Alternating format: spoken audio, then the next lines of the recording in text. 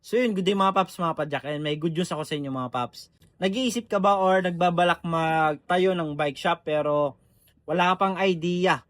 Ayan, meron akong good news sa inyo mga paps. Ayan, para hindi ka maglabas ng malaking halaga, yung million.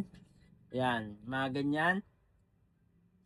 Ayan, kung wala ka pang budget or hindi mo pa kayang sumugal, ayan, meron akong tip sa inyo mga paps. Ayan, pwede kayong mag-order ng mga item katulad dito.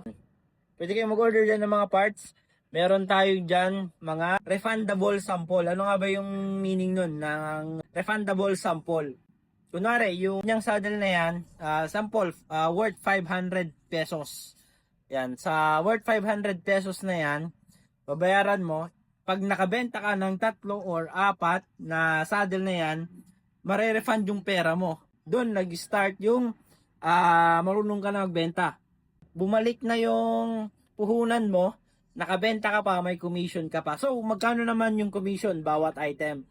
Sample sa 1,000 pesos, meron kang 50 pesos. E paano kung swerte, ang dami mong nabenta sa isang araw? Kunwari, yung frame, dalawang frame Yan, sa dalawang frame pa lang, yung frame naman natin nasa 6,000 may get 6,000 and up. Eh, paano kung nakadalawa ka?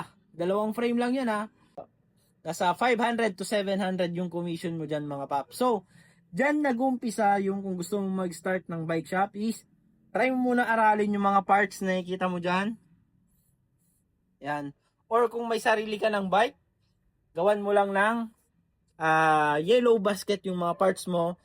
Dito sa link namin, dito sa Paps Bike Shop, bibigyan ka namin ng bawat item na nakikita mo dyan, 5% commission. So, kung gusto mong kumita gamit ang bike mo, mag-add showcase ka na, tapos may chance ka ng kumita.